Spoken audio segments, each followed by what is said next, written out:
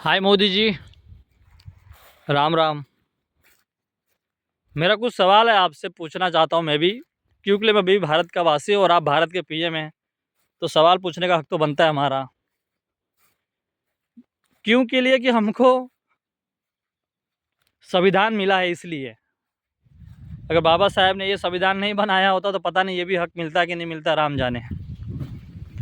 लेकिन मैं आपसे सवाल ये पूछना चाहता हूँ कि 2014 में आपने बहुत बड़ी बड़ी वादे किए थे, तो आप अपने नज़र में क्या लगता है आपको कि 2026 तक आपने कहाँ भारत को पहुँचा दिया है।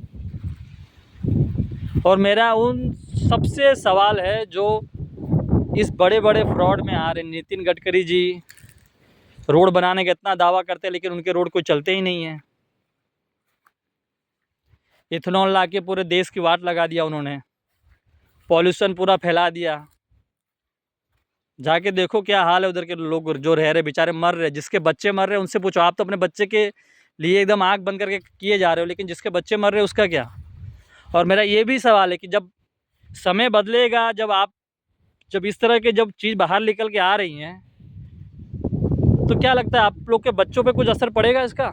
ज़रूर पड़ेगा। आने वाले समय पे उनको लोग किस नज़र से देखेंगे, ये आपको सोचना चाहिए अगर आप एक सच्चे पिता हैं तो। पैसा कमाना नहीं होता है, पैसा कमाना ही सबसे वो नहीं होता है। एक इंसानियत नाम की भी चीज़ होती है, जो बीजेपी वाले ने कुछ छोड़ा ही नहीं है अब।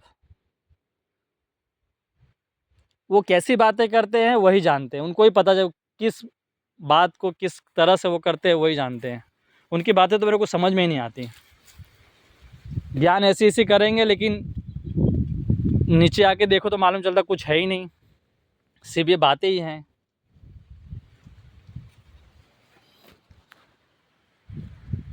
इतने सारे फ्रॉड, मेडिकल में स्कैम,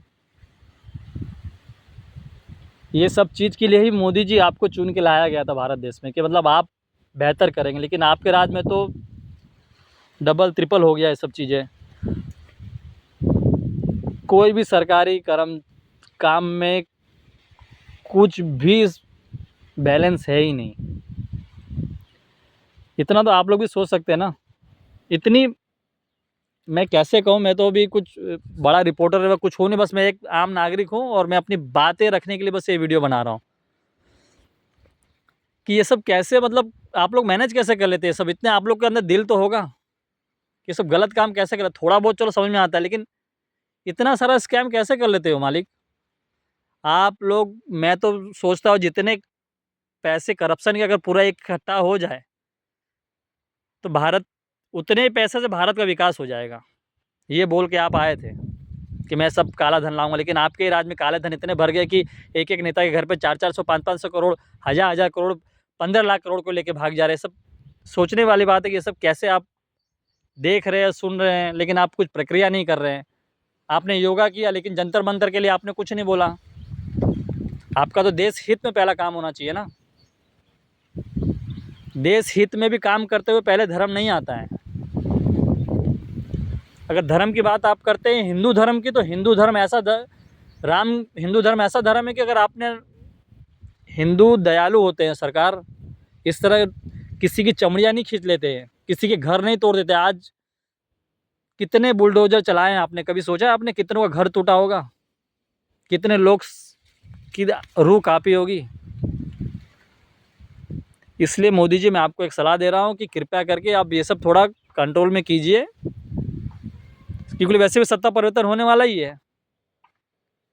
और आप कुछ तो कर जाइए कि थोड़ा बहुत भी शकल दिखा पाए भारतवासियों को, क्योंकि आपके तो मुंह से कुछ भारत के लिए कुछ निकल ही नहीं रहा है।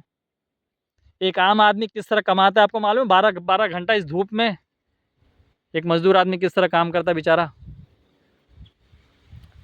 मेरी बातों को सिर्फ समझने की कोशिश कीजिए आप, कि आप जो कर रहे हैं बहुत ही गलत कर रहे हैं।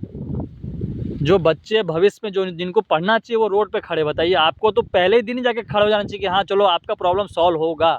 जो आपकी मांगे हैं उसको आपको सही या गलत की तरफ से समझाना चाहिए था उनको कि आप पीएम हो देश के, लेकिन आप चुपचाप बैठे हो। कोई भी कुछ भी बोल रहा है वो एंटी नेशनल है, पेट्रोल के लिए बोलो तो कुछ बोल रहे। सत्ता परिवर्तन होने के बाद आपको भारत देश में ही रहना है सरकार, तो कुछ तो भारत वालों के लिए सोचिए आप। जय हिंद, जय भारत।